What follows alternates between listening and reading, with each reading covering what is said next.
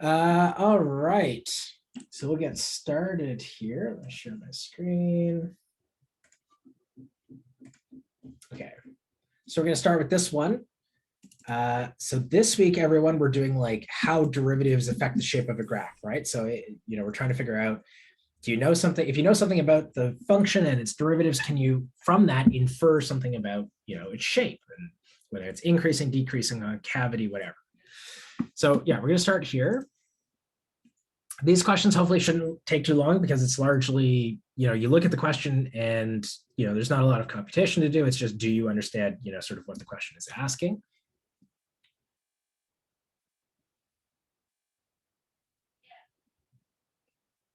Read the question carefully though, right? Read it carefully.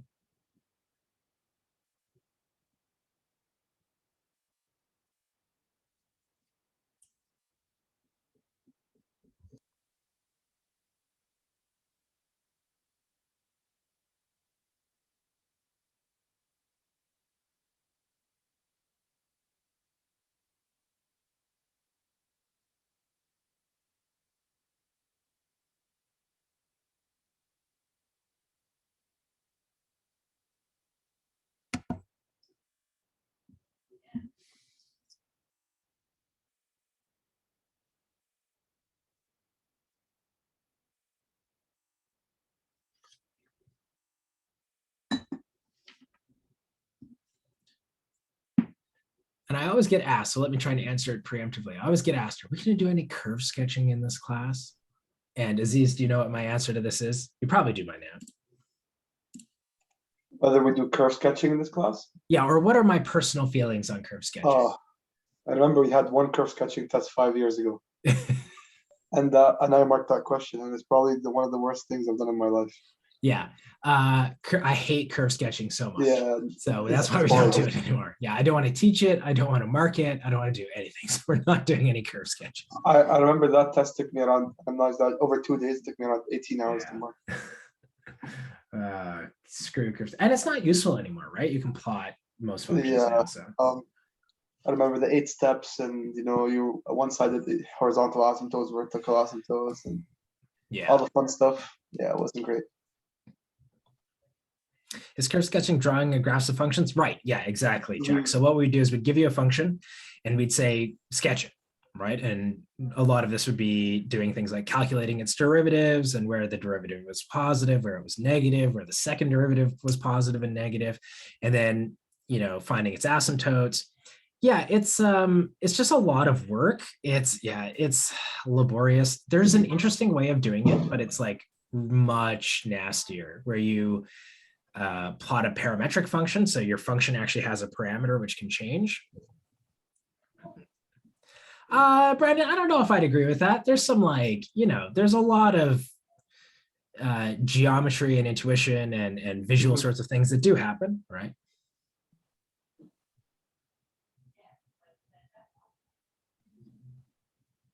Connie, yep, that's right. And even your summary there is right. Yeah.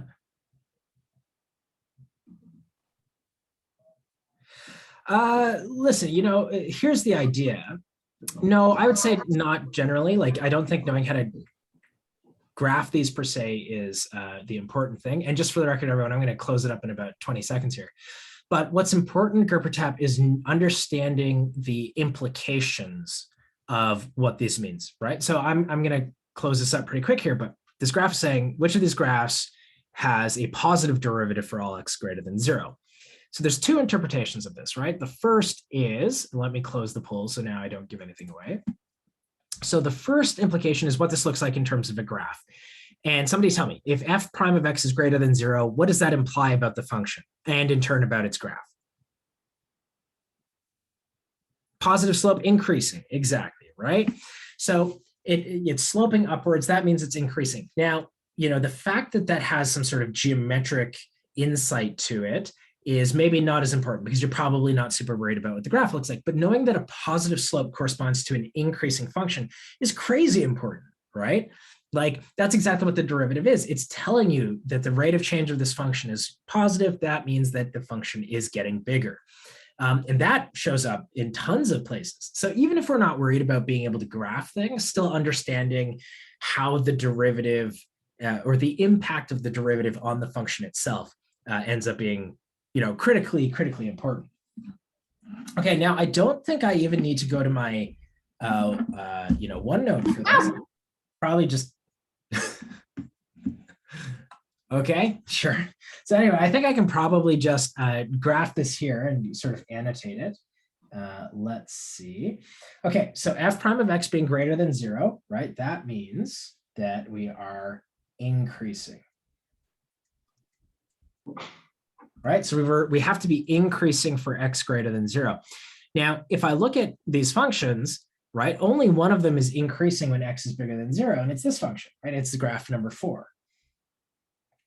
Right? It's the only function which is always getting bigger, because if we look at graph 1, we're getting bigger here, and then we're getting smaller and then bigger, smaller, bigger, smaller, right? Smaller and then bigger. So graph 4 is the only one, right, where we're always getting bigger. So that tells us that the answer to this question is graph 4 and only graph 4. Does that make sense? Right? F prime of x means increasing if it's greater than 0. If it's less than 0, it's decreasing. Any questions?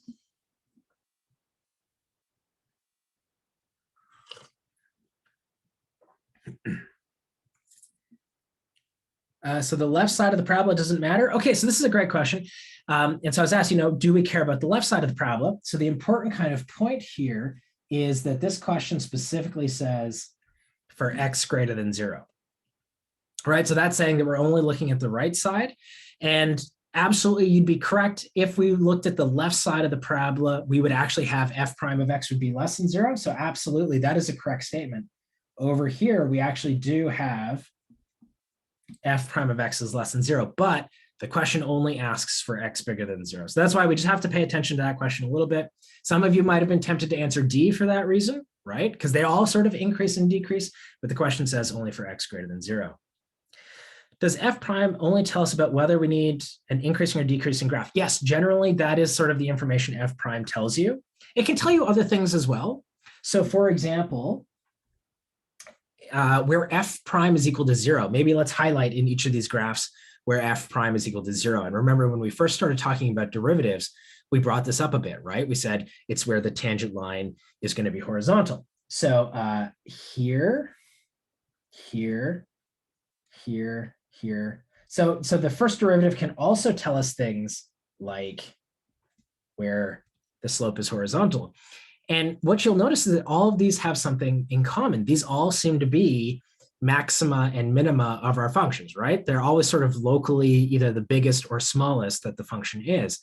And so that's actually in the second half of this week. That's something we're going to talk about more on Thursday, is how we can use those critical points, right? Critical points being where the derivative is equal to 0, to tell us about when something can be a max and a min.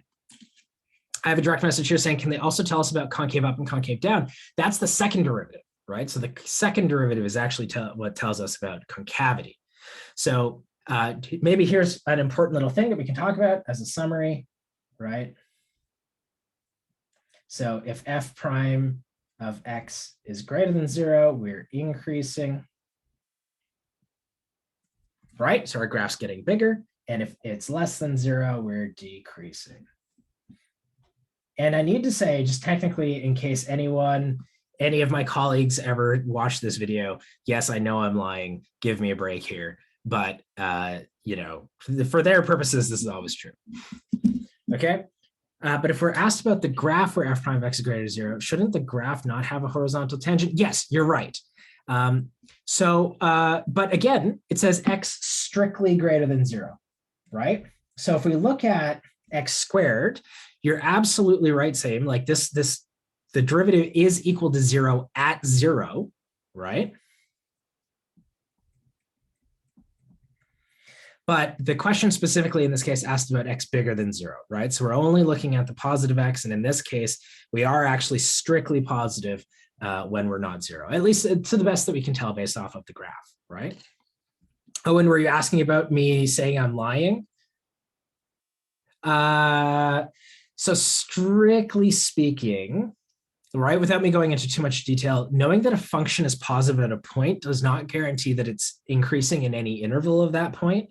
You actually need that the function is increasing on an entire interval. Okay, it's not enough to be like positive at a single point. There are counterexamples to this, but they're the sort of things that are too complicated for me to ever show you. So it's just the difference between if the derivative is positive at a single point versus on an interval, right? If it's positive on an interval, definitely the function is increasing. But it's possible for me to give you a function which is whose derivative is positive at a single point, but it is not increasing anywhere near that point. But that function is very hard to write down. Yeah, so basically, I don't want you to worry about that. If you're interested in it, I'm happy to kind of talk to you about it, like maybe in office hours. But don't worry about that too much because it's not the sort of thing we would do here. Okay, so hopefully that helped you all out a little bit, and that made some sense. Still apparently in annotation, so I have to turn annotations off. Where is it? There it is. Okay, so let's look at the second question. Okay, so the second question now is asking about second derivatives, and I said, right, that's something about concavity. So, oops, I just reshared it. So let's try this one now. Something about concavity.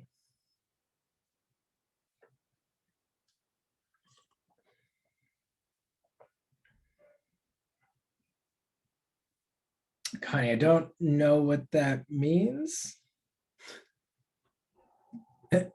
Oh, I see what you're asking.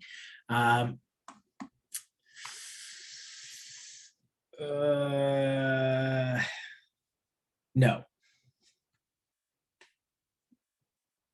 No, x greater than 0 in this case means only look to the right of the y-axis, right? We're saying we basically only want you to ignore everything that's happening to the left of the y-axis, only look at what happens to the right of the y-axis.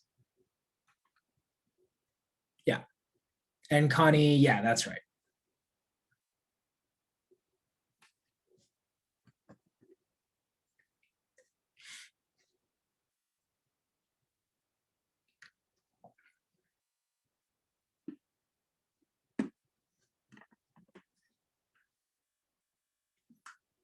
And Connie, yeah, that I think that one's, you can see what the issue is, right, with that one. And it's probably a little bit hard to tell just by the graph, but if you look at it carefully, you can see it, right? Yeah, sure, Connie, what's up? Anaga, yes, it does. Yeah, that's exactly what that means. Yeah, there's a trick for that, right? I wrote it in the video where you draw the happy face. I'll draw it again. Yeah, exactly. The happy face, which is, I know it's stupid, but like legitimately, that's how I remember it to this day, right? Like to this day, I draw the picture in my head. I draw the happy face. Same as well. Yeah, so. Yeah, 100%. It's not going well in terms of the right answer in the poll. That's true. We'll see though. But again, you know what? If we make a mistake here and some people learn from it, that's totally okay, right? I think that's totally fine.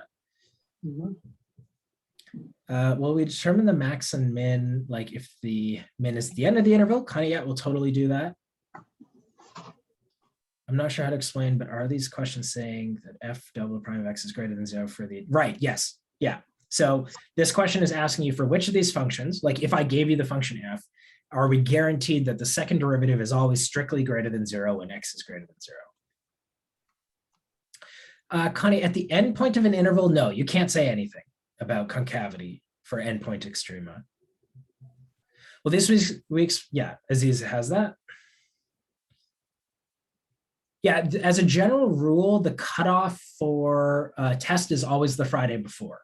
So our test is next week, quote unquote, not literally next week, right? But like the next academic week. And so this Friday is the cutoff for that test's materials, but it's all derivatives, right? So it's self-contained.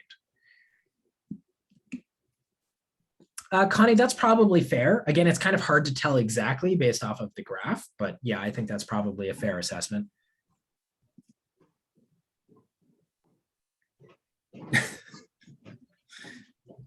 Yeah, I don't know. So then, hey, listen, you know, whatever mnemonic helps you remember, right? All right, I'm going to lock this up in 20 seconds, everyone, so get your last little bit in.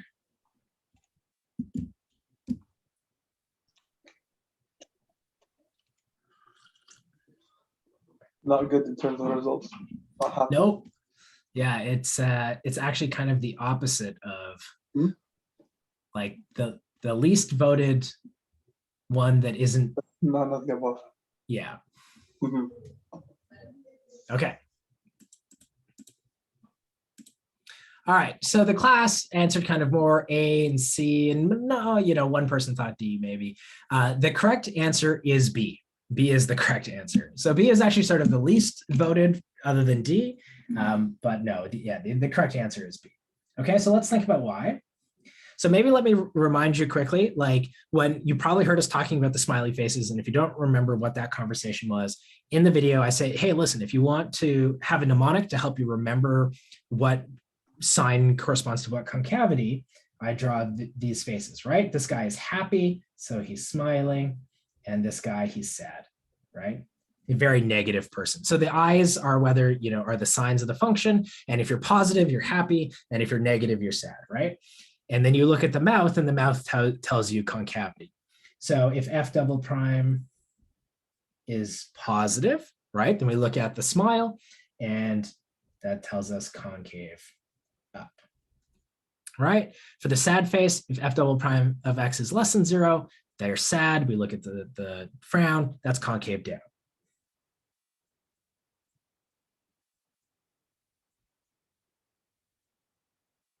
Okay, so the question, what? We're 150 people. Yeah, and there are still a bunch of people. People are kind of tailing off. Whatever, it is what it is. I'm not worried about it. So the question, if we read this, it says, for which graphs is F double prime of X greater than 0 for all X greater than 0? Namely, what the question is asking is which graphs are concave up to the right of the X axis, right? So it's saying graph is concave up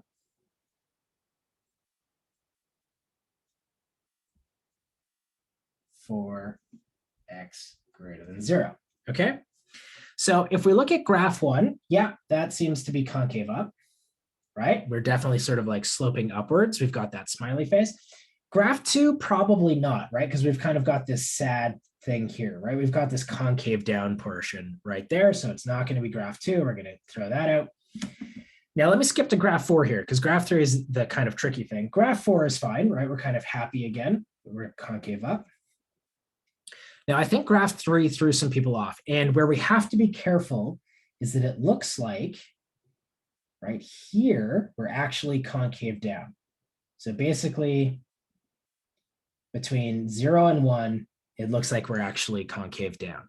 Okay, and does everyone remember what the test is for concavity? I'm trying to remember if I said this in the video, but what you do is you look at the tangent line, and is the function above the tangent line or below the tangent line? Did I say that in the video? Does anyone remember? Yeah? Okay, good. So yeah.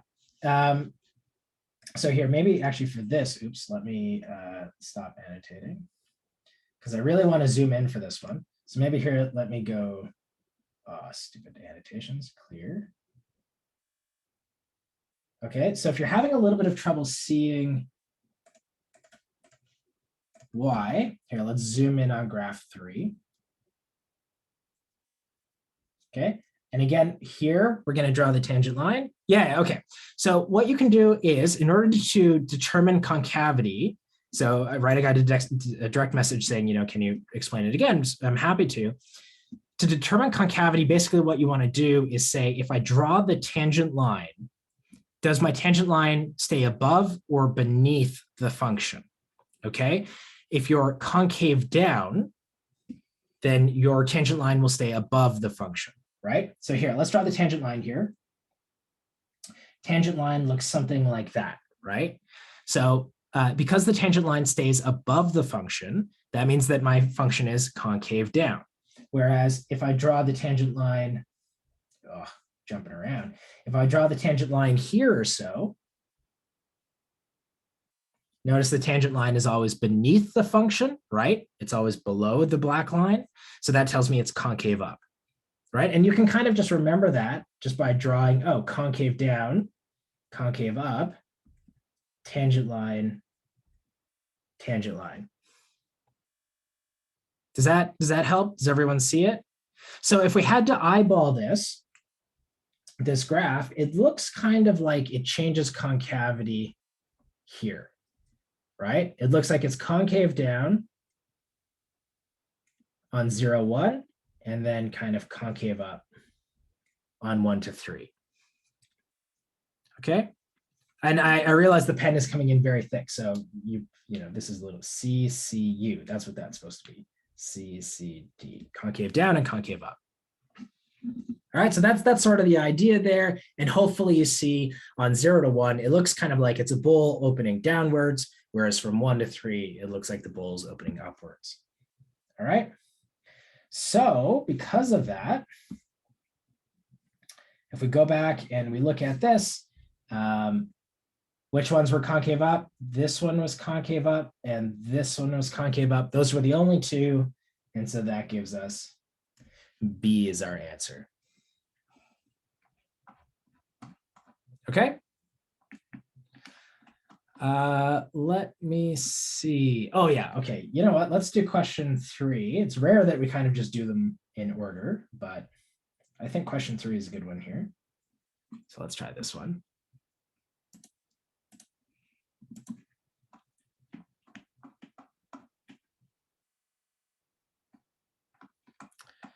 So concave up for values of the x-axis greater than 1. So you're saying you're talking about graph 3 in particular?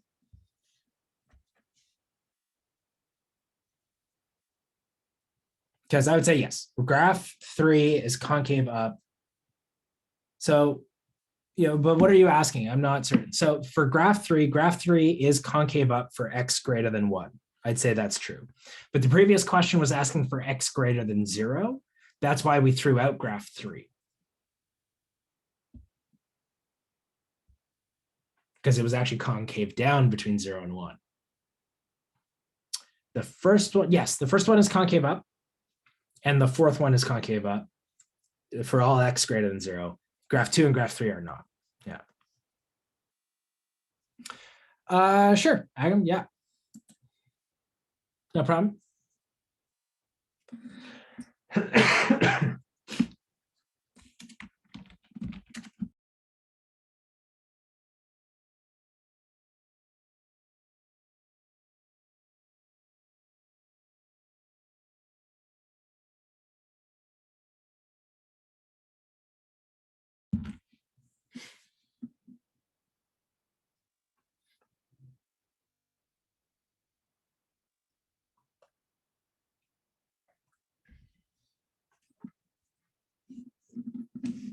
All right, class is doing pretty good on this one. That's nice.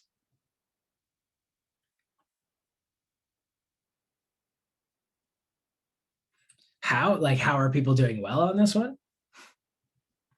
Connie, do you have so little confidence in your classmates? Okay, sure, I see. Connie, what might try and help is think about what we were just talking about in terms of the derivative being increasing and decreasing and what that would mean for, you know, what the graph would look like. Yeah, turning points. Yeah, Namir, that's a great way of thinking. Or critical points, like if you want to think about it like that, points where you change from being increasing to decreasing. That one really gives it away, right? Like if you think about the critical points, it really gives away the right answer. That's how I personally do it. I look at the critical points first and then I work backwards. Yeah. And Brandon, I think that's more or less what you were saying in your direct message, right? Is that like, once you do that one, there's only one possible answer. Mm-hmm. Yeah, exactly. Yeah.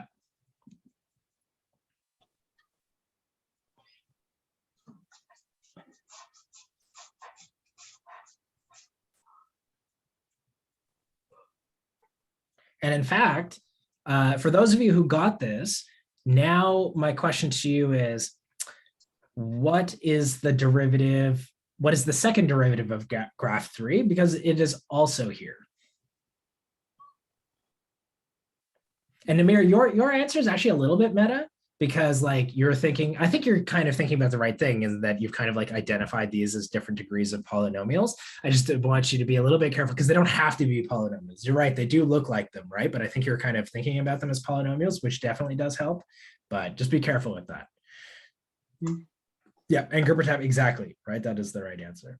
So yeah, Brandon, yep. By the same reasoning, right? Okay, let me do 20 seconds. We'll wrap this up. Yeah, which isn't terrible. I just want you to be a little bit careful because, if they're not, so for example, I can make things that look like polynomials that aren't, and then it kind of breaks the logic, right? So you just want to be a little bit careful with it.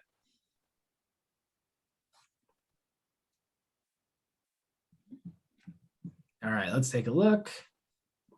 We're going to share. A lot of the class said A. A is absolutely the correct answer, so great job. Graph 2 could be a cosine instead of a 6th degree. Right, exactly, right? In fact, I can make all of these trigonometric functions if I so choose. Complicated trigonometric functions, but I can make them all trigonometric functions. Okay, so here, for this one, I am going to go to this, and let me just kind of erase what I have here. Okay, so remember the question says that the graph 3 is F, right? So this is F of X right here, all right? And we're trying to figure out what its derivative is. So one of the things that we were kind of talking about, while we were still doing this problem is, well, if you, a really clever thing that we can do is we can look at the roots, okay? So we know that here, the derivative is 0, right? It's got a horizontal tangent line. We know that here, the derivative has a horizontal tangent, and we know that here, the derivative has a horizontal tangent. That means that whatever the function is, f prime of x is equal to 0 at -2, 0, and 2. And there's only one of these graphs that is 0 at -2, 0, and 2, and that is graph 1, right? Like that. Does that make sense? Does everyone see that? So you could, like, as a multiple choice thing, you're done, right?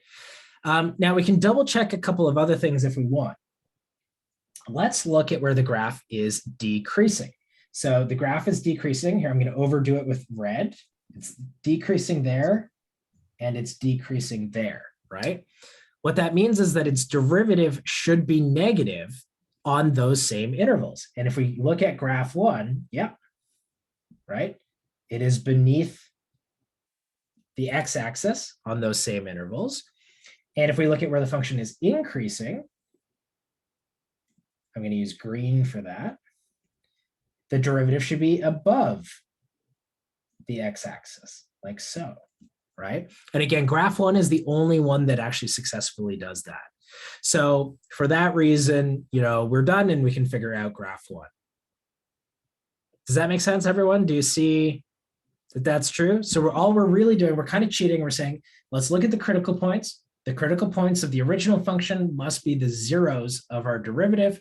And that's what gives us, we can get that pretty quickly. And then we can double check our answer by looking at increasing and decreasing intervals.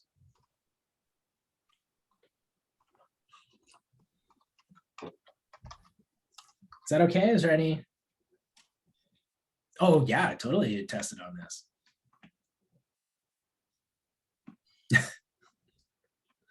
It's okay. Like if you practice this a bit, you'll get good at it. Sure. Naga, can you be specific about maybe which part?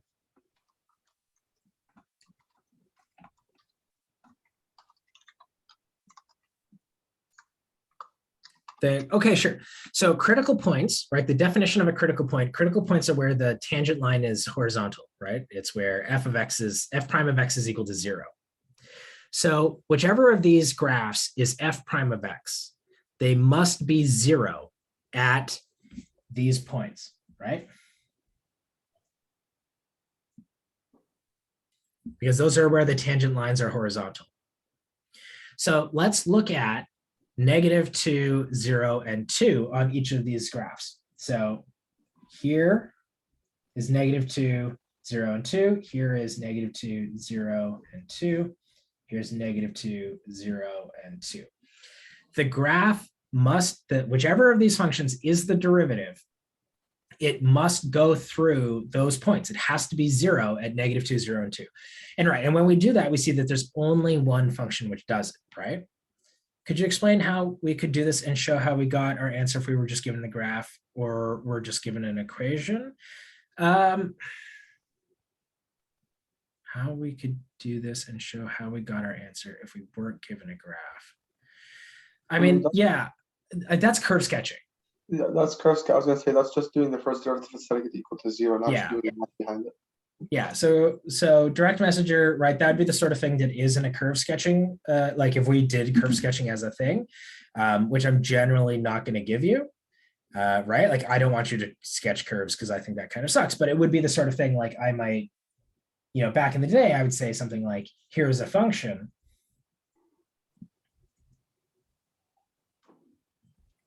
Right, and I would say plot it. And one of the things that you would need to do is, compute its derivative, compute its second derivative. You'd figure out where its first derivative was positive, where it was negative, where it was 0. Same thing with its second derivative. And you'd combine all of that information to get an idea of what the graph looks like. But as a general rule for these sorts of problems, I'm not interested in you taking a function and plotting its graph, because of course you could just plug that into a computer, right? So why wouldn't you? In these sorts of things, it's more likely that I would give you a graph and ask you to infer some sort of information from that. Right? That's sort of the idea there. Yeah, I wouldn't worry about it. I explicitly don't want you to plot a graph based off of a function. And again, right, like you can imagine, that's a very silly question for an online test because I've explicitly let you use calculators. So if I gave you this function, you could just go plug it into Desmos, right? And Desmos would tell you what it looked like. And then you would just sketch that. And then I'd be like, oh yeah, okay. Like, yeah, exactly, right? Easy grades. In fact, I'm sure you'd all be very happy if I gave you that problem. I would use Desmos if a question. Yeah, I would use Desmos. Yeah, 100%. Even if like I was just trying to check my answers, I would use Desmos, right? Mm-hmm. Yeah. Maybe I will consider. We'll see. Maybe it depends on how the reading week goes, right? If I have a really great reading week, maybe we'll be more sympathetic. I mean, that being said, we're actually going to make the test tomorrow. So it doesn't make a difference. All right. We probably have time for one more of these. One more of these graph-like questions. That's sure. I actually hate Chegg. I think it's so horrible. Yeah, I hate Chegg with a passion. Same. I really can't wait, if nothing else, to go back in person, just so that and please never do, but I can't wait to go back to in person just so I don't have to worry about that anymore. Life is so much easier when I don't have to worry about it. Because here's the thing, you know what? Like, do you know how many people posted on Chegg, like, for our last term test, right? Because we have Chegg accounts. It's crazy. It's super crazy. It's very bothersome how many people post on Chegg, right? Mm-hmm. Yeah, Rafi, we can talk about that too. And Namir, yeah, usually in-person lectures are twice a week. They have kind of been traditionally. Sometimes some courses have them 3 times per week, like you'll do 3 one-hour classes instead of this weird 2-1 thing. So Curdy, when we see it, I mean, there isn't much we can do because just Chegg doesn't respond fast enough to take the questions down, but we keep a copy of it and then we send it to the markers and then we say, hey, markers, look for questions that, things that look like this. And then when they do, the marker flags the test and then we take a look at them as the instructors and we say whether or not we think it was close enough. And then if so, then we start to pursue an academic offense, which is not, like I said, it's a very painstaking, stressful process for everyone. It's a big pain in the butt. So cheating is, there's a lot of cheating in online tests. And, the best we can do is to, prosecute it. And then an in-person test, there's almost never any cheating. So it's a big, big difference. Abby, in the early pandemic days, I don't even know if you guys know how much Chegg would give us. Chegg gave us the name on the credit card. The Chegg gave us the IP addresses. Chegg gave us the email addresses. Like Chegg gave us everything, right? Like Chegg gave up all the dirt on their student, on their users. So like, that's why we were able to, in the early pandemic, it was brutal. Yeah. I mean, like, again, we had the credit card names, the name on the credit card. Like, you can't lie about that, right? So yeah, I suppose like if you were really doing it, you could try and do that. But then some people use their Utrono email addresses because again, they just didn't think that Chegg would give this information away, right? But they did. And so we've got this big list of, and we can tell who posted the questions, we can tell who looked at the questions, and we can tell when they did it, right? So if you looked at it after the test, whatever, that's no big deal. But Chegg would give us the record of when you looked at the question, right? So like we know these things. It's also, I just want to like point out the amount of times I've seen laughable answers on Chegg, like just laughably wrong. Oh yeah, it's ridiculous, and like it's the worst when I go and I catch people cheating, especially when they got it wrong. Yeah, the Chegsperts are often really bad. Like they answer their answers are so bad and so wrong that even if you might have even been able to do better, like most people I think use them out of desperation, right? I don't think most of you are bad people. In fact, I don't think most of the people who cheat are bad people. I think they're just desperate, right? Sometimes you're just in a crappy situation. And yeah, and that's why I tell these students, like, don't worry about it. I'm not judging you. You made a mistake, you got caught. Just hopefully it doesn't have, don't do it again. But in some cases, it's really not worth it because first of all, you get a 0 on the test, right? So if you cheated for one part of one question, you get caught, you get 0 on everything. So it's not worth it. And then 2, even if you don't get caught, the Chegsperts are so bad, right, that they often give you wrong answers anyway. So it's like, and then you're paying for it on top of everything. So it's just, I don't know.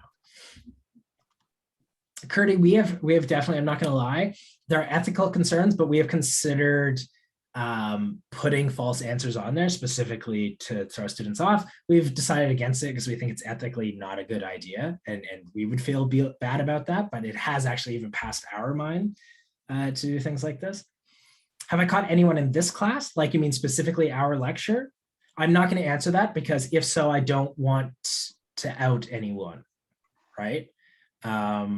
So again, people who have cheated, we've talked, they know that they made a mistake. They've said sorry and that they're not going to do it again. And I haven't caught them. And I think that in those cases, we should move on and we shouldn't worry about it. So I'm not going to out your fellow students when it happens. They made a mistake. They've paid the consequences. And I think that we should move on from that, right? That's the sort of idea. There's one question as well asking, how can you tell, like, what if I got the same answer as something on Chegg, but I never actually checked it? You can tell. Yeah, right? As people who have marked like literally tens of thousands of assignments, people do things differently, right? And you usually, especially the things that really stand out, are the Chegg experts do things that are crazy or use a weird notation. And you catch those, right? Like it stands out that the student has done something very weird and that there's only a 1 in a million chance that 2 students would ever do this organically without having talked to each other. So you can often catch that. Now, that being said, I am convinced that in our time, there have been a couple of false positives. We have accused people who were not cheating. I am certain that has happened. But we just have to go with the best information that we have. And we usually don't prosecute cases unless we're very, very confident about it. And I do suspect there have been a couple, but of the overwhelming majority that we have, we only do it when we're absolutely sure, right? Actually, we did use the birthday problem once to get a bunch of students. So it's not that I'm chill about it. One of the things that it's actually really hard, okay? As an instructor, it's very hard for me not to take cheating personally. And I know that that's not what the students who do cheat, they're not trying to offend me, right? Like that's not their goal. They're just trying to get the best grade that they can. But it is offensive to me when I go through and I find students who are cheating. It makes me really upset, right? Because I'm like, we've worked hard. We're trying to teach you. We're trying to do our best. And there are students out there who are being very honest. And you see someone cheating, and it's very easy to get to take offense to that. And you have to just try and take a deep breath and stand back and not get upset about it. But it does take, it's very draining even for me, let alone when I have to email those students and be like, hey, yo, you cheated. That's also very draining, right?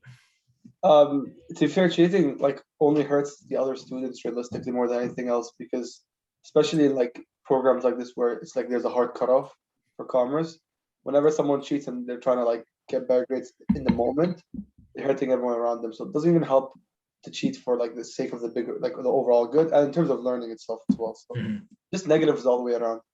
That's not much point into it. So everyone, I do want to tell you a story. First of all, just let me say the answer to this question. Oh, you know what? I didn't even mean to do this question. The answer to this question is C, so good job, everyone. It's okay. But everyone, I do want to tell you a story this year. Okay, and obviously I'm not going to include any names or any personally identifying information. I do have at least one student who I have caught 3 times this year. Okay, cheating. This student is facing expulsion. Right? Now, here's the thing.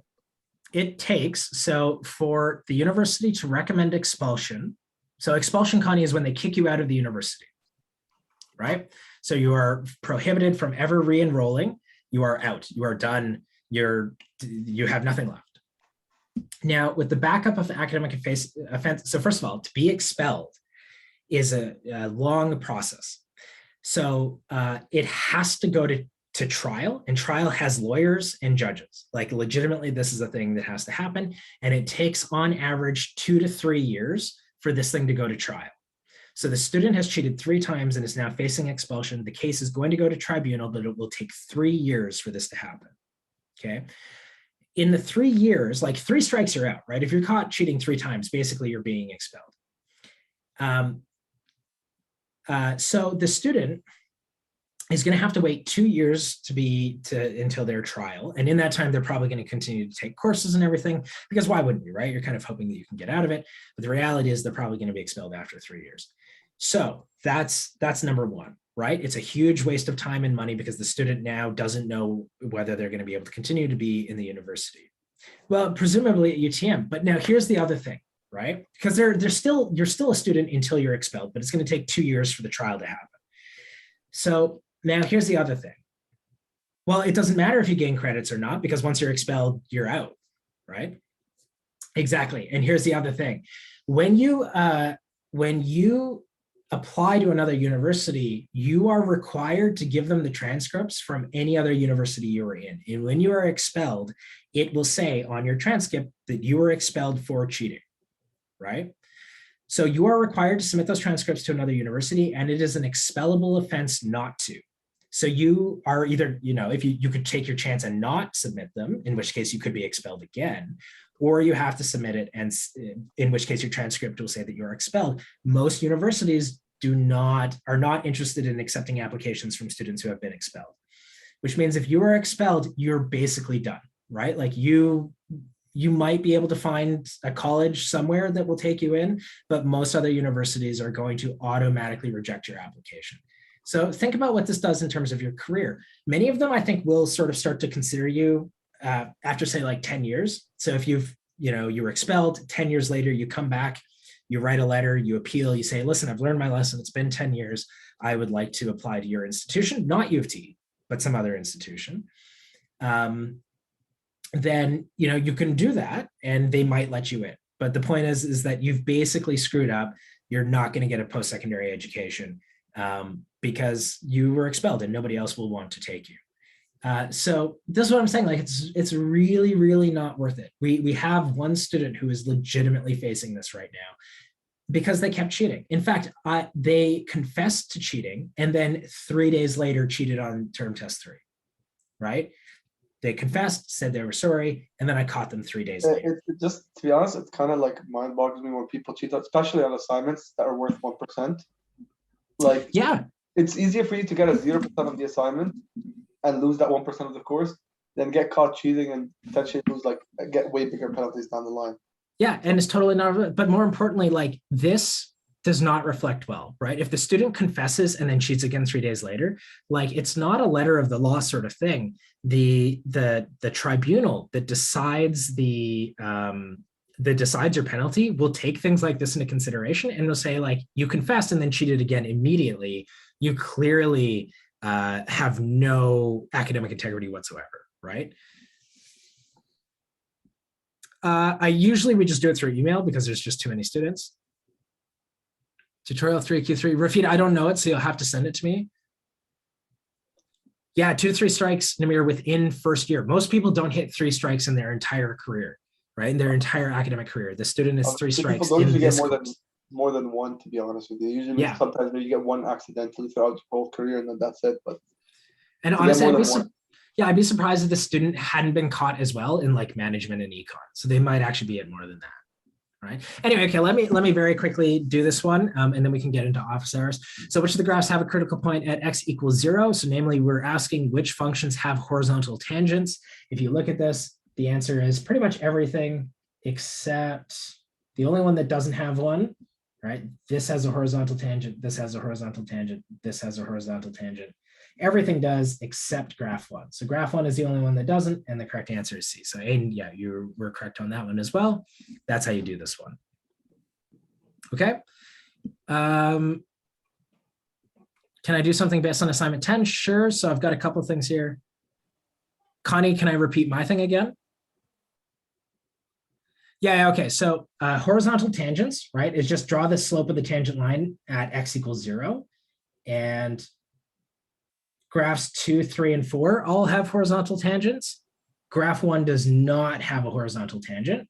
So the answer is everything except graph 1. Yeah, Rafid, you just kind of like did the compliment there. Like maybe you just misread it, but like, yeah, you just did the opposite. Yeah. So Connie, does that make sense? Cool.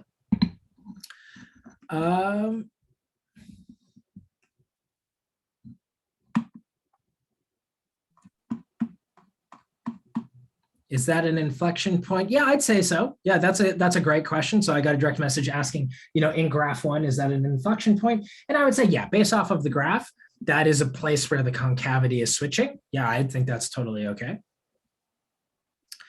Okay, so I've got a couple of things here. Let me write it down. So we've got this like tutorial question. A couple of people have asked about the assignment.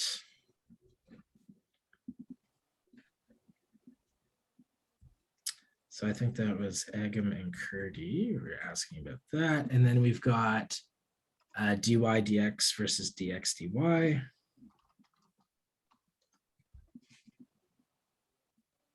So inflection point is equal to 0 at that graph. An inflection point, the definition of an inflection point is where the concavity changes. Generally, that happens when the second derivative is equal to 0. Okay, now in graph 1, it just so happens that it changes concavity at the same point it happens to go through 0, but as a general rule, that doesn't need to be true. Well done. So I have a question as to when the term test marks will come out. Aziz, you want to answer that one? That's a great question because I love when you guys ask us great questions, but hopefully they'll come out tomorrow morning. So keep an eye out. If you guys are wondering why he's asking me, is because the term tests are now because of me. I'll take full accountability. We're just waiting on Aziz. He's the only one who has it. It's all on me, so I do sincerely apologize. I've been slightly backed up, but I'm getting them done tonight, and you guys should have them tomorrow morning. So yeah, should be pretty quick here. So Aiden, does that make sense? So for example, critical points, if we look at graph 2 here, critical points are like this point is a critical point, this is a critical point, or sorry, inflection points. This is an inflection point, this is an inflection point, this is an inflection point, this is an inflection point, right? It's where the concavity is changing, right? So that's what's happening there. And in graph 3, for example, this is an inflection point and this is an inflection point. In graph 1, this is an inflection point. Graph 4 doesn't have any, that sort of stuff. Yeah, I mean, and it's a little bit hard to do it from finding the derivative itself. It's a little bit easier if you look at the graph and identify things as where concavity is switching, right? But yeah, that's the same sort of thing. I'm gonna head out to start. Yeah, sounds good. All right, thanks, Aziz. No worries. Okay, so there is this tutorial question. What was the thing about the tutorial question again? And Christian, I did see yours. I've put it on my list. So this week's tutorial 3, question 3. I don't know what that is. Here, let me download this thing. Let me take a look at it.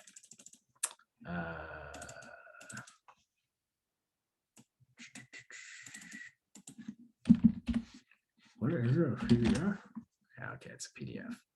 So, ew, gross. Okay. Oh yeah, so there's actually a really easy way of doing this question. But then there's the hard way. Yeah, the root of the root of the root of x. That's the one you're asking?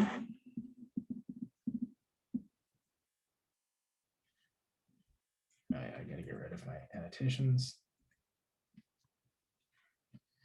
Okay, so what do you think is the hard way though? So here's the question, everyone. Let me write it down so everyone knows. So the question is, find the derivative of the square root of the square root of the square root of x. Right? Right, okay, so there's the easy way. Let me just maybe say that so that everybody knows it.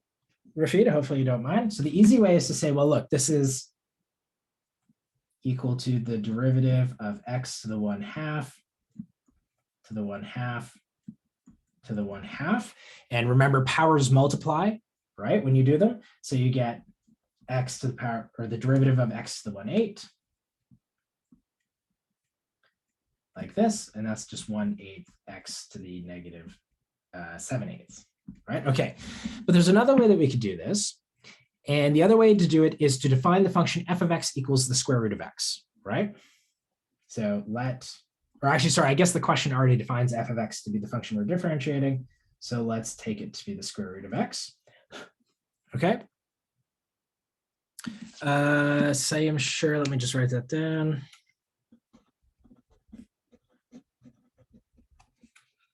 The w and the, okay, sure. So the other way to do this is like this. So let's let g of x be the square root of x so that the square root of the square root of the square root of x is g of g of g of x. Right? Do we believe that? Like basically I just keep plugging g back into itself. And when I just keep plugging it back into itself, I just keep getting this square root repeated, right? These nested square roots. Does that make sense? Everyone okay with that? Okay. So now when I differentiate,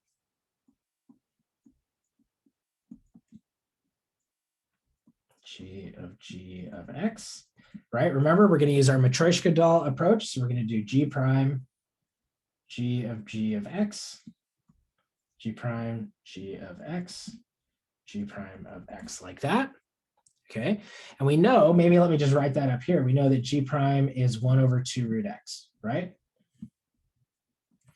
Okay, so if I plug this in, I'm going to get 1/2 times the square root of g of x, which is the square root of the square root of x, times 1/2 times the square root of the square root of x, times 1/2 root x, like this, right? Yuck, but let's write this as, so first of all, 1/2 times 1/2 times 1/2 is 1/8.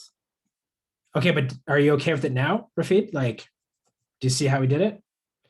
So many square, okay, so here, maybe let me write this like this. G of x, g of x, like that. Does that help? Right? So g prime, right, is 1/2 root x. So when I do this thing, everywhere I see the x, I'm going to put g of x, right? And then when I do this one, everywhere I see the x, I'm going to just put g of x, right? And then when I expand out, remember, g of x is the square root of x, right? So when I plug that in, I get the square root of x, right? That's of x. So this double square root here is g of x times 1/2 times the square root of g of x, but that's just the square root of x,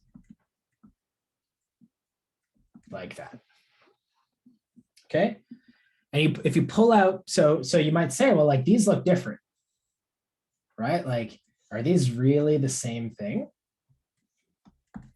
And the answer is yes, but we kind of have to rewrite things. So if we pull out all the halves, we get 1/8. And then let's write things as, again, the square root of the square root of the square root. Is that 2 or a z? Yeah, that's a 2. Sorry, let me make my 2's maybe a little bit clearer. 2 like that. Okay, and then the square root of the square root is 1/4, and then 1/2. When we multiply like this, we add the exponents, right? 1/8 plus 1/4 plus 1/2. And if you add all those together,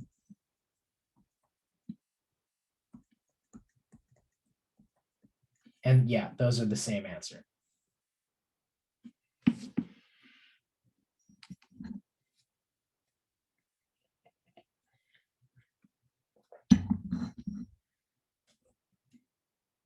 Okay, so you can do it either way. I mean, I certainly recommend kind of doing it the easier way, right? Whatever is easiest. But it doesn't matter, right? As long as you do it correctly, either way, you'll get the right answer. Okay.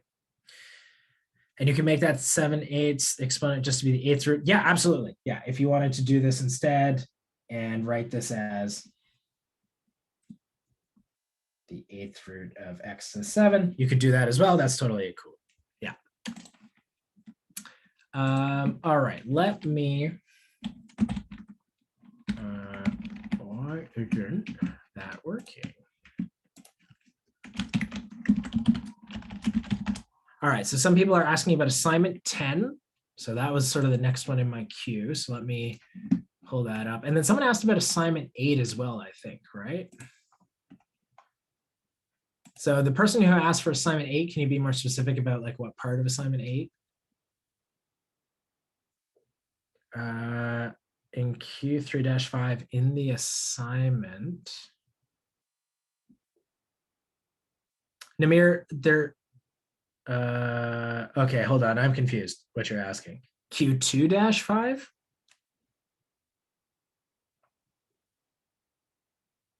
Yeah, so it means dy dx or dx dy. Okay, so there are a couple of people. Okay, sure. So I can probably knock two things out of the park here at once. So first of all, I'm being asked to do something like assignment 10, question 2. And a couple of people are also asking, what's the deal with dx dy and dy dx? Okay, so I can probably do both of these at the same time. So part 2 is maybe a different thing as well.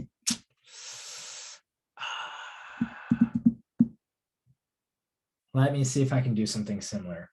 Okay. Let me make something up. I might need to think about this for a second, but let me make something up. 8xy plus x cubed plus y cubed.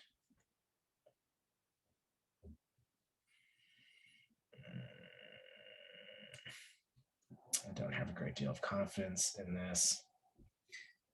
8. So what? X4, 4, 16. So let's do -16. No. -15. Okay. So let's say I had this equation. If you find dy dx, you just have to switch the y and the x to determine dx dy. Not quite. But let's stand through this. Okay. So let's say, everyone, that this was the equation that we were given. It's not too bad, I hope, right? So first of all, let's find a solution to this equation. And I think there's a solution.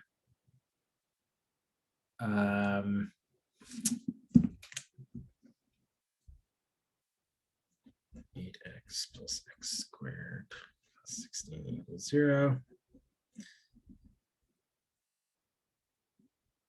So I think 1, -4 is a solution, or sorry, negative 4, 1. Is that a solution? Somebody double check me. Maybe. But let's see. Did I do this right? Is this a solution? Okay, great. Negative 32 plus 17. Okay, so negative 4, 1 is a solution. Does everyone agree? I want to make sure everyone's okay. Okay.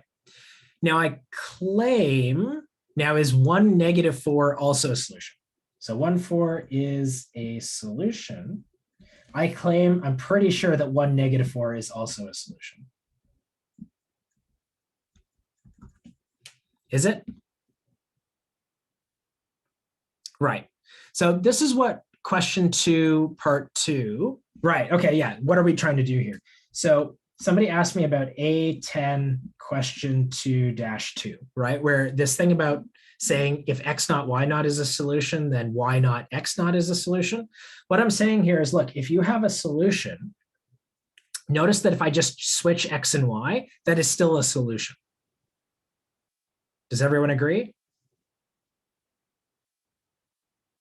And this is true if I give you another solution, and maybe there is one, maybe there isn't, I don't know.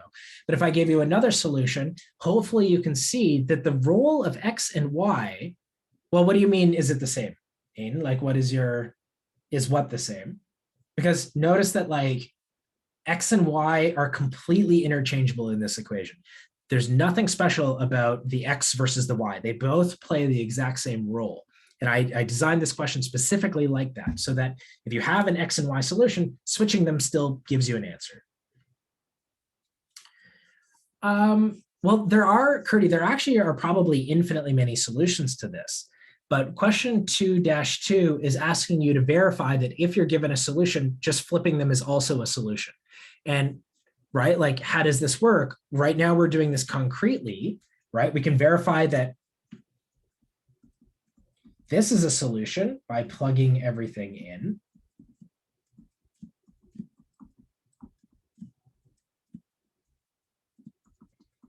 Now notice if I plug here, maybe let me now write this one in yellow so you can see which one I'm doing. So now if I plug the yellow solution in,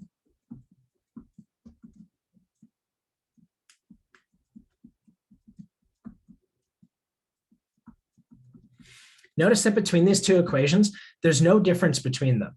The order that I've written the 1 and the 4 in have changed, but there's no difference in the total evaluation of the problem, right? They end up being exactly the same sort of thing. In fact, actually, did I do this one such that is what? Oh yeah, sorry, negative 15, thank you. You're right, negative 15. Right, do you see that? So interchangeable just applies to this specific equation, right? It won't apply, and in this equation, that's because the x's and the y's are completely and totally symmetric, right? They both have exactly the same role. If I wrote something like this, notice that the x and the y are playing different roles. One of them is multiplying the e to the x, the other one is the power, right? They're playing different roles. But if I wrote that, now the x and the y are playing the exact same role, right? You can't really tell the difference in the x and y. Whatever the x is doing, the y is also doing, right? So that's sort of the idea. Yeah, exactly. Don't explicitly solve. I don't want you to explicitly solve for a single variable. All I want you to do is show that if one pair of numbers satisfies the equation, then if you interchange the x and the y, that still gives you the exact same answer, right?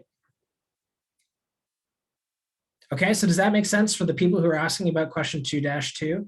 And same sort of thing, right? It asks you a second part. It says if you plug in the negative answer, it still works. Same sort of thing. If you show that, like, if negative 4, 1 satisfies the equation, then 4, negative 1 satisfies the equation. No, same. You should use arbitrary. Yeah, totally, definitely use arbitrary. You're trying to show that it works for all possible solutions.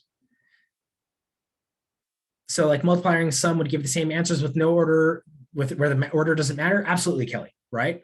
We know that the order of multiplication doesn't matter. We know that the order of summing doesn't matter. So they're the exact same, right?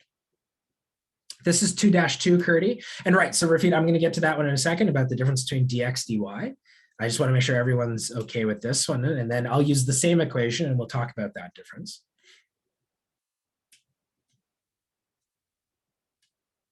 Okay, everyone's good?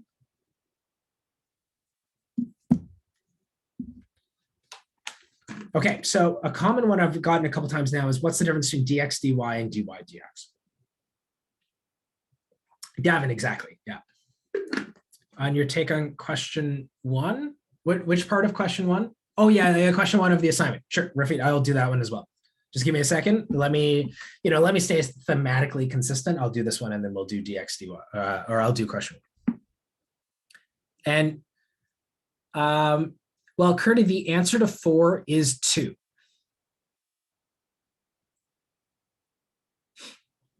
Right? Does that make sense? Like if they're the exact same solution, then it shouldn't affect the derivative either. So in question 4, 2-4, it says, find the other points that, have the same derivative. Well, if they're both, if these are all solutions that give you the exact same thing, their derivative should all be the same as well.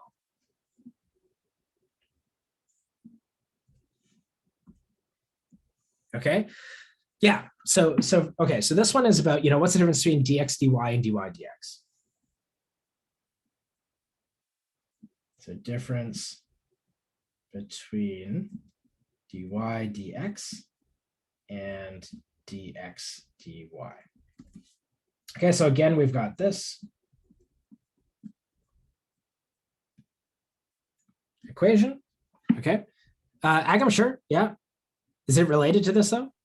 Yes, professor. So Yeah. the question is like, how do you get the points like 1, -4 and -4, 1 for the equation? Oh, I guessed, but as a general rule, that's tough, right? So like, So you just guessed. yeah. Or like when I made the question up, I knew I wanted this to be the answer. So I manipulated the numbers to work out. Generally, it's actually quite hard to solve these.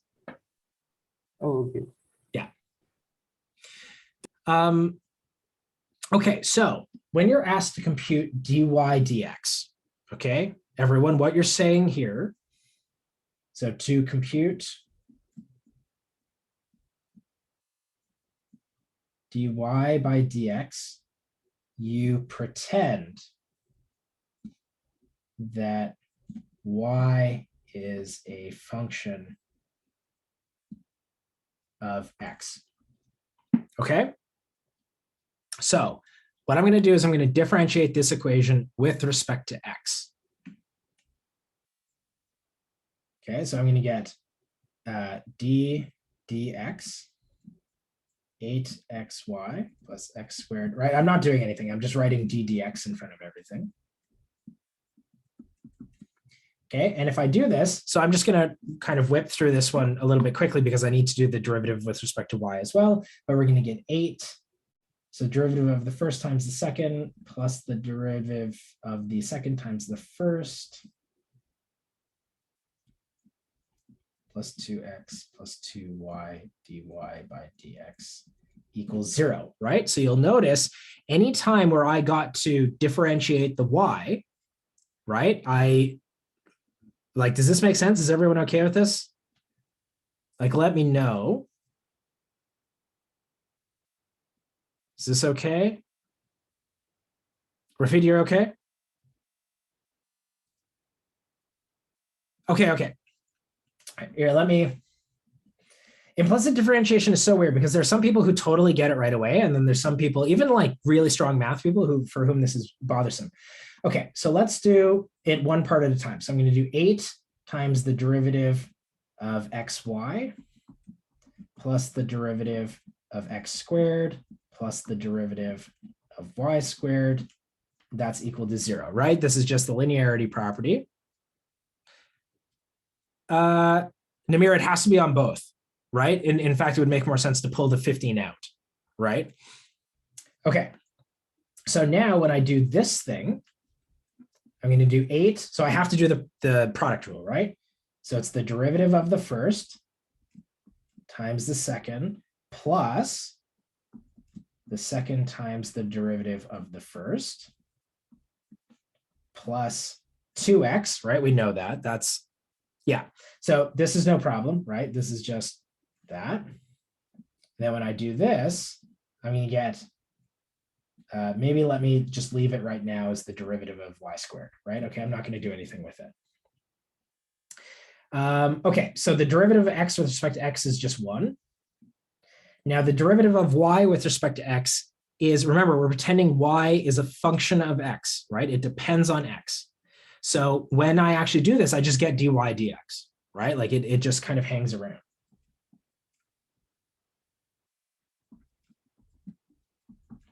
Okay, so that 2x is just coming down here. Now for this thing, again, y is a function of x, right? Like it might even help, like y, we could write this as y of x squared.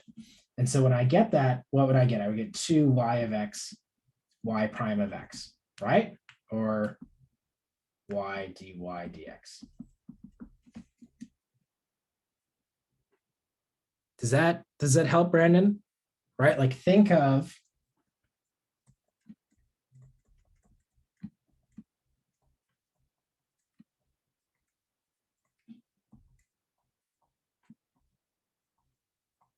like that. And right, exactly. Yeah.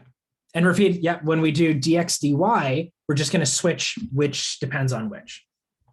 Yes, in this case, yeah, it's fine. You can write y prime instead of dy dx if you want. Just make sure you don't forget the prime, because sometimes students forget the prime.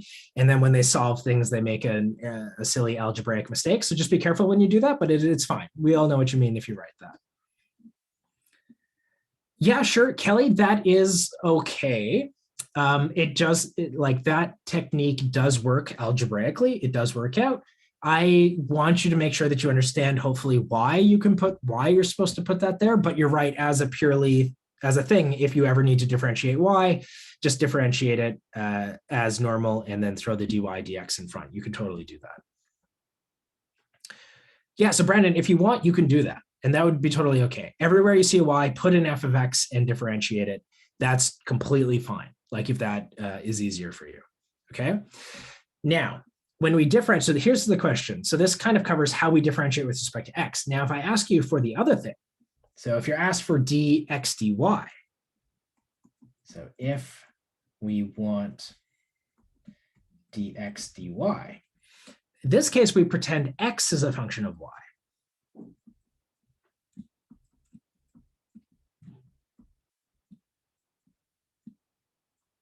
Okay, so now I'm going to differentiate both sides with respect to y.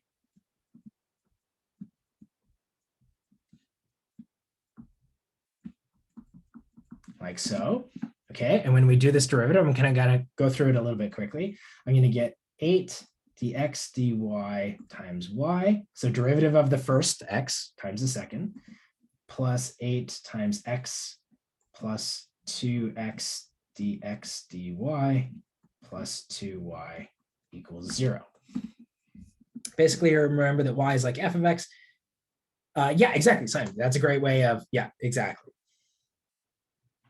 Okay, so everyone, when I differentiate with respect to y, remember they're just variables. I know that most of us, like most of the time, we're used to thinking of y being a function of x, but strictly speaking, in these situations, there's no reason why we couldn't do it the other way around, right? Which feels weird, but is totally legal. So we need to be comfortable doing that. Okay. And so when we differentiate with respect to y, we're just kind of switching around these rules. Now, okay, let me kind of write that down. So it turns out by the inverse function theorem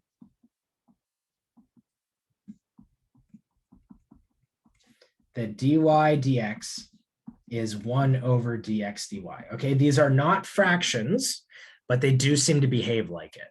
And if you accidentally compute 1, no, they're different. And in what I've just written down is actually how they're related. So they are related to one another, but dy dx is 1 over dx dy. So they're not the same answer. They generally are a little bit different. Yeah, right. Or reciprocals. I would rather say reciprocals, but yeah, they're reciprocals of one another. Okay, and you can check that. So everyone, so if you take this equation, oops, what was that supposed to be? 2y. So what I want you to try doing is plug xy equals -4, 1 into this and solve for dy dx. Okay. And then what I want you to do is the same thing for this. Plug xy equals -4, 1 into this and solve for dx dy. And you'll see that they're reciprocals of one another. As long as the answer is not 0. I hope it's not 0, but as long as the answer is not 0, you're fine.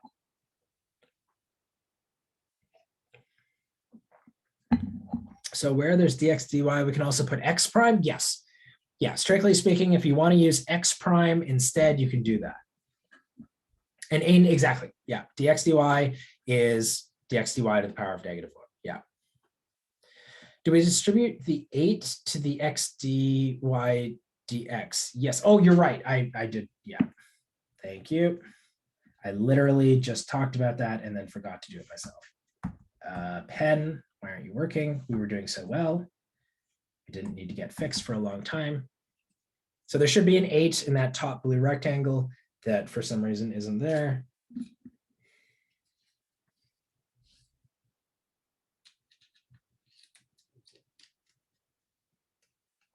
I'm just going to fix the pen.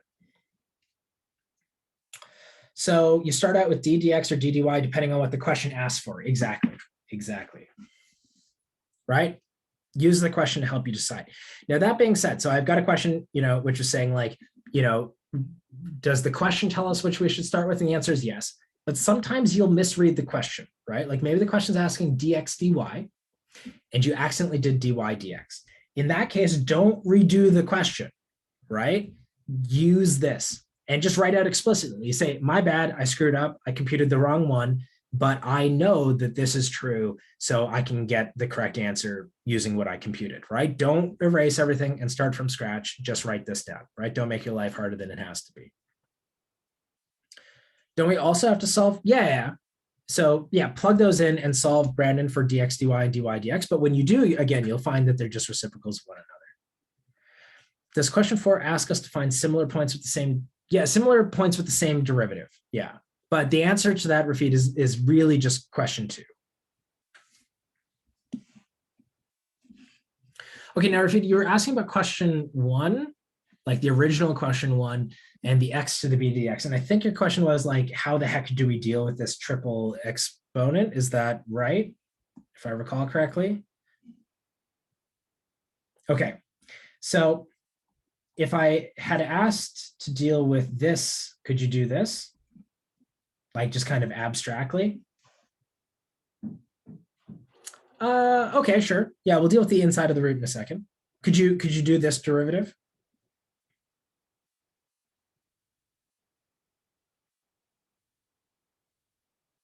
Okay. So remember, the way that we do this is we take log of everything.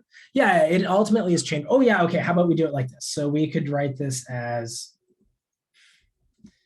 e to the ln f of x to the power of g of x, right? And then I can pull the g of x down.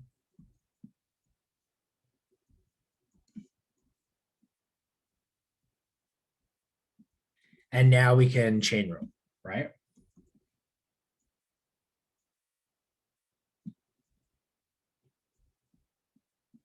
Times the derivative of the exponent, which is g prime of x ln f of x plus g of x f prime of x over f of x, like so. Okay. So specifically, why is e to the ln? What about e to the ln is bugging you? Like, is it this? Like, how did I do this? Okay. Is the dy dx? Ariana, generally no. Generally, that will not be true. Right? It might be true in this case by accident, but generally we can't make any sort of inference about that. Okay, so yeah, let's talk about this line in a little bit more detail. So everyone, the important thing to remember here is that e to the ln x is just equal to x. Do we all agree with that? right? Like that's this fact that the exponential and the logarithm are inverses of one another, right? So if I take e to the power of ln anything, you just get back whatever was in the ln. How do you know when to apply ln? Basically, the logarithm, the reason why I'm doing the logarithm here is because I have x's both in the base and in the exponent. And by applying the logarithm, I now only have them in the exponent, right? Like you're able to use like logarithmic things in order to bring stuff down. Yeah. So Rafid, are you okay with this?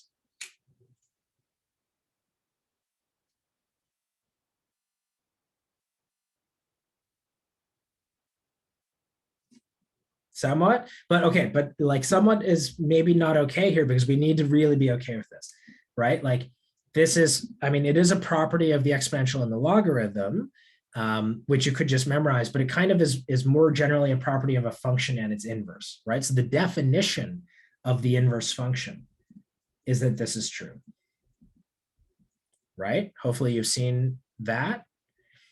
And if f of x is equal to e to the x, then its inverse is by definition ln of x, right? So f of f inverse of x is e to the ln x. And again, that just has to be equal to x. Okay, so it's the definition of how inverses work. Okay, so I'm going to assume then, okay, so hopefully that's all right. And if it's not, let me know and we can talk about it a little bit more. The last slide, like this slide. The answer. The why you multiplied it. why I multiplied what? E to the bracket. E to the bracket. Where? Like roughly. Second equals. Like This- second line. Like here? Yeah. Or because like I'm still explaining this. I want to go into this a bit more. Okay. Yeah, so let me talk about this a little bit more. Maybe stuff will make sense. So, okay, so we have that this is true.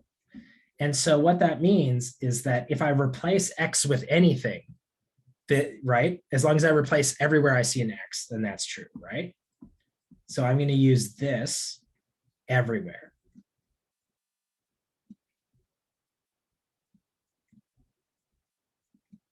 All right, so does that make sense?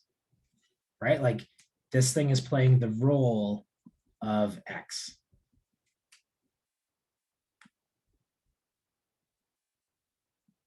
In this equation here. Okay, so that's good. Okay. Now remember, ln of, right, so we've got another identity here. This is the important one. So ln of a to the power of b, you can bring the exponent down like that, right? So I'm going to use that to write e to the g of x ln f of x. Okay, good. So you're good. Okay, so it's this big ugly thing then is the nasty part. This yeah, okay, so this takes some work, right? Like you might not be at a point where you can just do this one in your head, and that's totally fine. Okay, so I'm going to differentiate now. So remember, the derivative of e to some power is by the chain rule e to the h of x, h prime of x, right? Do you agree? That's just by the chain rule, right? Derivative of the outside, evaluated the inside. Okay. So h of x here is this whole big thing in the exponent. So if I do the derivative of e to the g of x ln f of x, that's e to the g of x ln f of x times the derivative of the exponent.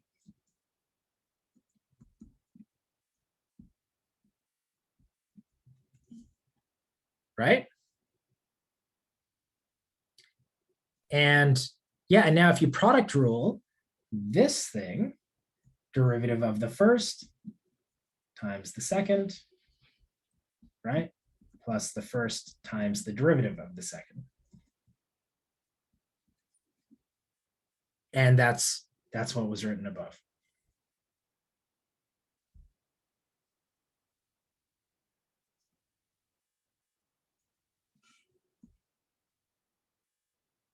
All right, so that part is the same as this thing right here.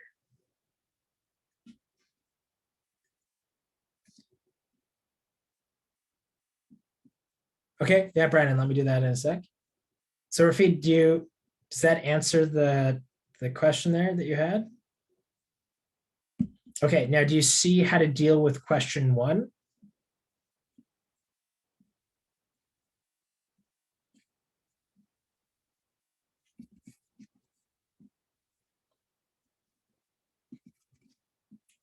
So what about the ln? Like the ln under the root for the second function, or? Okay. So Brandon, let me maybe just give you a hint right away. So Brandon, 2 to the x is equal to e to the x ln 2. Right? And you know how to differentiate this using the chain rule. So try it and see what you get, and then tell me what you get. How is this related to the tangent line, and what does it mean by constant b? Okay, so right. So I mean, first of all, the slope of the tangent line is the derivative, right? So you have to figure out what the derivative is first. So if you can't figure out the derivative, it's going to be rough. Okay, but let's talk about the square root of the ln, right? So at some point here, we've got the square root of what? 1 plus ln, 10 ln x plus 1, like this.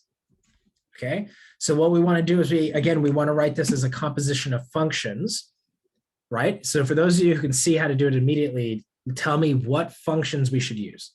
Like, what is the outer function? So if I want to write this as f of g of x, what should I let f of x be?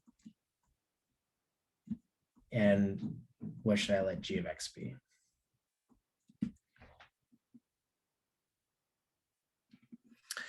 Well, if f of x is 1, then any composition with f is just going to be 1.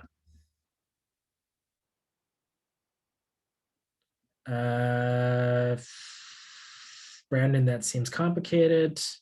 Let me double check you in a second. Yeah, there's too much there. Yeah, exactly. Okay, f of x is the square root function. I think a couple of people have that. And then what's the g of x? And yeah, Christian, exactly. And then what's the inside function? Yeah, whatever the inside function is, right? That, right? And now use the chain rule, because we know how to differentiate both of those things. Does that help, Rafid? Like, does that make sense? Right? Just break it into parts. Like, don't, worry about trying to hit it all at once, because if you try and hit it all at once, it could be too much, right? And it's easy to make mistakes. But break it down into smaller pieces. We know what f prime is, right? We can compute the derivative of f. We can compute the derivative of g. It's not too bad. And then just use the chain rule formula to combine it all. Okay. So Brandon, I think you got too much here, kind of thrown off. So 2 to the x. So this is the derivative of e to the x ln 2. So that's going to be e to the x ln 2 times the derivative of x ln 2. But ln 2 is just a constant. So this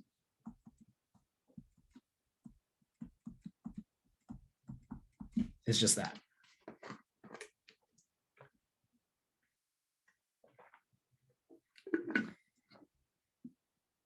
Brandon, do you agree? And then this thing was, again, that's just 2 to the x.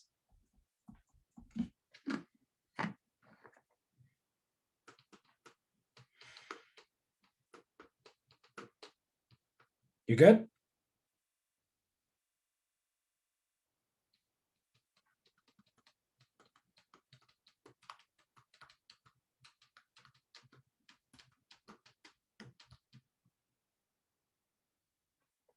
Now, Curry, what does this have to do with B? So for question 1, right, it's saying you're told that the tangent line to F at 1 is equal to the tangent line to G at 0. But that's not going to be true for any value of B. You need to figure out the value of B which makes this true, right? Brandon, right, exactly. But because it's just a constant in there, you're not worried about it. Yeah. All right, Curdy, good. All right, so next up,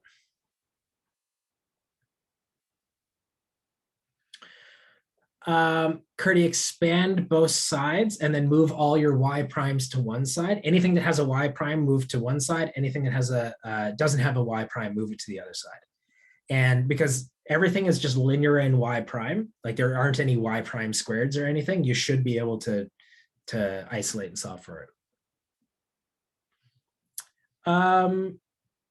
I mean, there are a lot of questions, like just any implicit, Jeremiah, any implicit differentiation question is similar, though for question 2 of the assignment 10, we're asking for something a little bit different. So it's not, there isn't anything exactly the same, but that's okay, right? Like this is us having you do something a little bit different. Okay, I was asked to kind of go into talk about, I think, Theorem 625. Of which I think is the chain rule and all the weird D. Oh, right. Okay. So I was asked to kind of maybe talk about this a little bit more.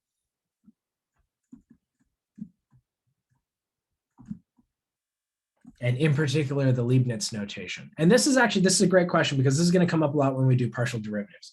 So namely the part that says if W is f of y, and y is g of x,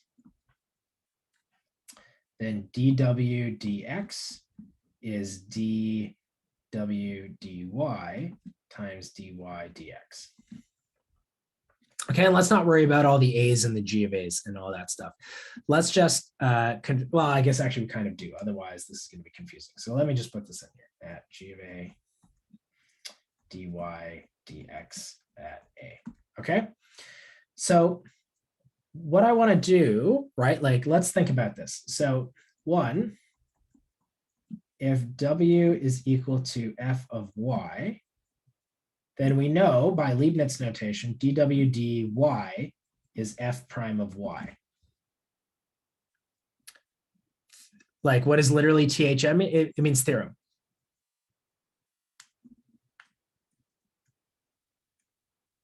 Yeah, it's just a shorthand for theorem.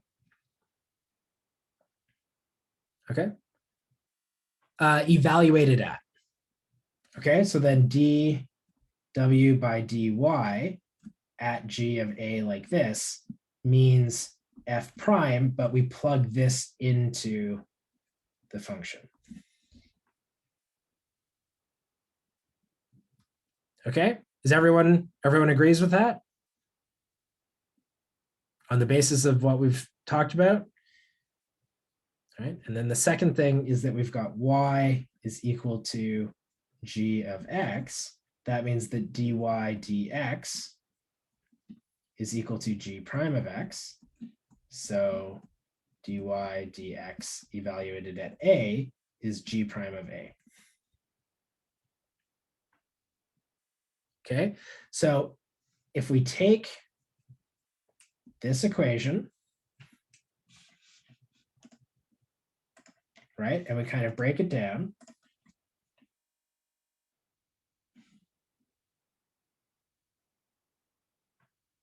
why can't I move this? Okay, what does this say? So dw dx is saying w is equal to f of y, but y is equal to g of x. So vert means evaluate at. Okay, so dy dx at a means the derivative that's not how you spell derivative. The derivative of y with respect to x evaluated at a. So it means evaluate. Curdy, yes, you should distribute the 12 and the 100. Okay, so the left-hand side here says if w is equal to this, then we're trying to figure out what is the derivative of f of g of x at a, right? So that's the first part. Maybe let me color code this. So this, let's maybe make that yellow. That's this part right here. Okay, and then we're saying, damn it, I unyellowed it. Okay, so then we're saying, so let's do this part, that's in blue. And we did that up here. So if we copy that in, that's going to be f prime g of a. And then if we do this part here as green, we did that right here. And so that's going to give me g prime of a, right? And that is what the chain rule says, right? Derivative of the outside evaluated at the inside times the derivative of the inside.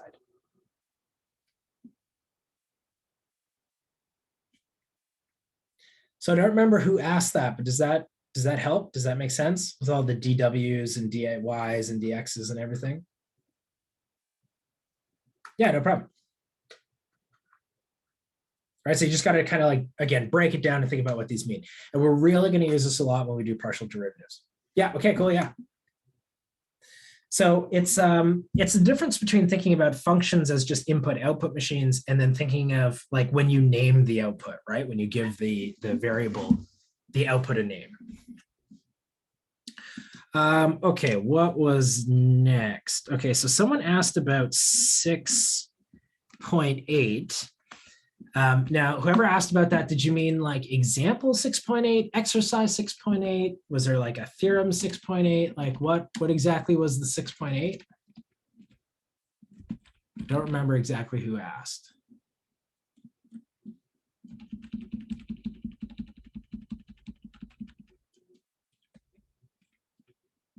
Maybe they don't remember who asked. Does anyone remember who asked about 6.8? I think it was a direct message, so I don't think the class is going to be able to help. But somebody asked me about 6.8. Curdy, no, it's not. Okay, let me think if you're doing something weird. Curdy, did you also expand out the x squared plus y squared?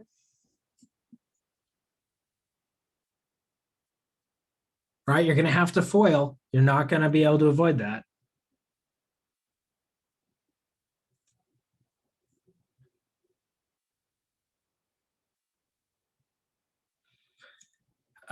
You left it like that. Okay, but now you have a second part, right? So that part that you just wrote down is also multiplied times x plus y prime.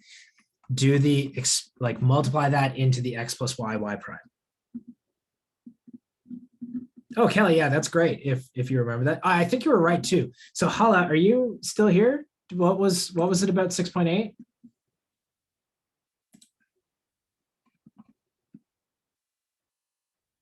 I don't H.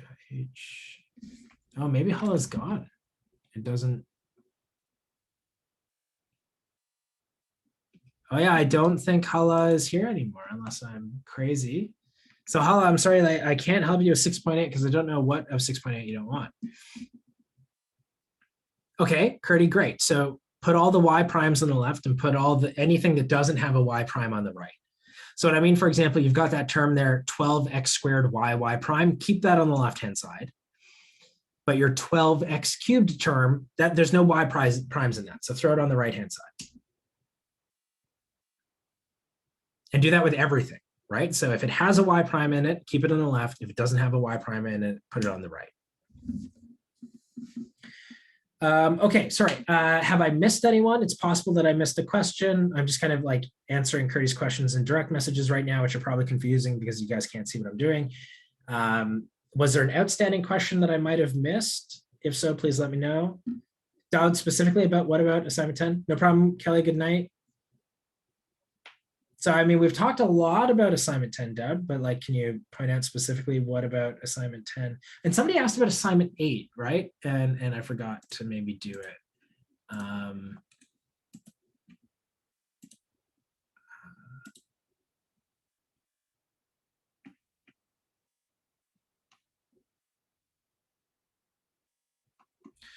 So whoever asked about assignment 8 as well, can you choose a specific one? Because I mean, like, I can't necessarily explain them all because there's just so many to go through. But for the person who had an assignment 8 question, if you can pinpoint a specific one.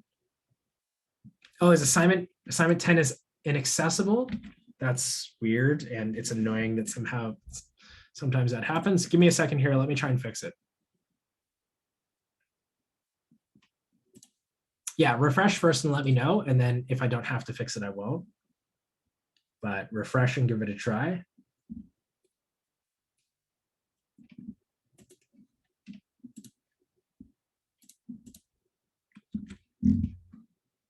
Is it working? Okay, cool. So part 1 and part 2 of assignment 8. Agam, is that what you're asking?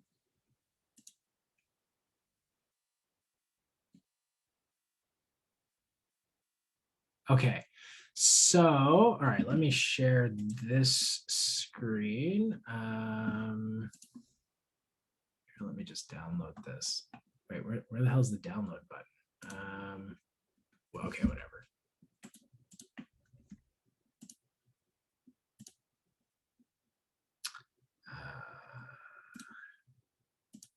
Okay, so part 1 is asking about the discontinuities of F, right? So again, basically what you want to do is pretend as though you're drawing the function. Anywhere you have to pick up your pen is a discontinuity, right? So I'm like, I'm drawing. I get to here, oh shoot, there's a little hole here, right? At -2. So that's going to be a discontinuity. So let's just figure out which points are discontinuities first, and then we'll classify them. So I keep drawing. Oh, I got another hole. I'm in trouble. And oh, damn, look, this thing goes all the way up to infinity. So I'm in trouble again. And then I keep drawing and I keep drawing and I keep drawing and I keep drawing. Ah, okay. There doesn't seem like anywhere else I need to pick up my pen. So I have exactly 2 discontinuities, one at -2 and one at 0. Does that part make sense? Right? Anywhere I had to pick up my pen is a discontinuity. So I had to pick up my pen here and I had to pick up my pen here. Okay. So a removable discontinuity, if we go back and we look at the definition of a removable discontinuity, a discontinuity is removable if its limits from the left and right both exist and are equal. Okay, so if I take a limit as I approach -2 from the left, I seem to be getting 0, right? This function is coming in here and the y value it's approaching is 0. And as I approach the limit from the right, I also get 0, right? So because my 2-sided limits exist and are equal, but the value of f there isn't actually 0, right? There's a hole. That tells me that's a removable discontinuity. Okay, does that make sense? So basically, a removable discontinuity occurs when there's a hole in the function, right? The function would basically be like, if you plug the hole, it wouldn't be a continuity anymore, right? That's what removable means. If you plug the hole, the continuity goes away. Okay? Is that part good? All right. Now, the next one is an essential discontinuity. So an essential discontinuity occurs when either of the limits does not exist. So either the left limit or the right limit or both, when one of them does not exist, it is an essential discontinuity. So if I take, right, we said 0 was the other discontinuity. If I take the limit from the left, oh, okay, no problem. That seems to be approaching -2. So the limit from the left does exist, right? That's what we're saying right here. The limit as we approach 0 from the left is equal to -2. But if I approach 0 from the right, I go whoop, whoop, and I seem to be getting really, really big, right? I'm like shooting off to infinity here. So the limit as I approach 0 from the right is equal to, it looks like positive infinity, but that does not exist, right? Infinity is just a special kind of does not exist. So this limit over here does not exist, and that's what it means to be an essential discontinuity. Okay, if one of the limits, one of the one-sided limits does not exist, then you are an essential discontinuity. Okay, does that make sense?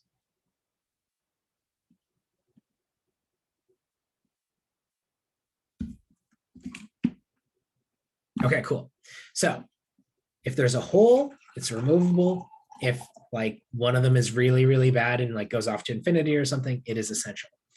Now for part 2, we're looking at the discontinuities of G. So we're going to do the same sort of thing, right? We're going to like start drawing G, and we're going to figure out where I have to lift my pen, right? So I'm drawing, boop, I get to 0, and I have to actually pick my pen up off the paper and move it up here. And then I'm drawing, and I'm drawing, and I'm drawing, and I'm good. So it looks like the only discontinuity for G is going to happen at 0. And so we need to figure out what sort of discontinuity it is. Now, this discontinuity is different than any of the discontinuities that happen in F, because we have that both of the one-sided limits agree, right? As I approach 0 from the left, I seem to be getting 0. As I approach 0 from the right, I'm getting 3. So both one-sided limits exist, but unlike here at -2, I get different numbers. No problem, Curdy. See you later. Or wait, maybe you're not leaving. I thought maybe you're saying goodbye. But anyway, so the two one-sided limits exist, but they're not equal. And that's the definition of a jump discontinuity. And you can see that it looks like a jump because, you know, one of them is not equal to infinity, but I had to like, when I picked up my pen, I had to like really move it, right? And I was able to put it back down, right? I picked up my pen here and I put it over here, but I had to really jump my pen when I did that. That's why it's called the jump discontinuity, right? Whereas at 0 for F, I had to jump, but I had to like jump up to infinity, right? That's why it's an essential discontinuity. I couldn't actually put my pen back down. I had to kind of make an approximation and just start drawing again. So does that make sense, Agam? So you look at the one-sided limits every single time. You look at the one-sided limits and determine, you know, if they exist, if they don't exist, if they do exist, are they equal? And that's how you classify the discontinuities of your function.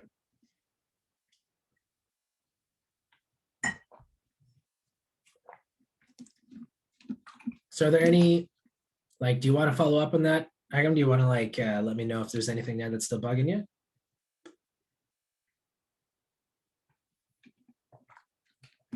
No problem, Christian. See you Thursday. Okay, cool. Yeah, awesome. Is there any other part of assignment 8 that's bugging you?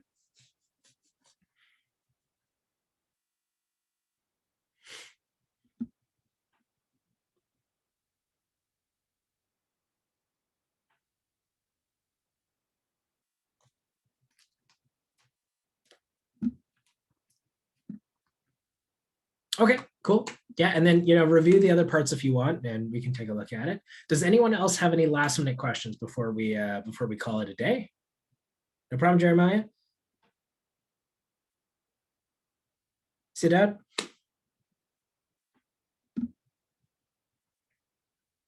See you, Brandon. Everyone else is good then, hopefully?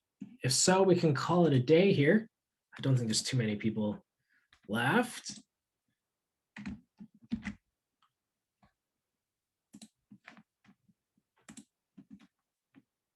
No problem. See you, Curdy. Okay, I think we're done here, everyone. So yeah, hopefully that makes sense. And again, if there are any kind of outstanding questions, don't hesitate to ask on Piazza, and you know, we'll answer when we can. Okay, I'm gonna call it. Good night, everyone, and I will see you Thursday evening. Ciao.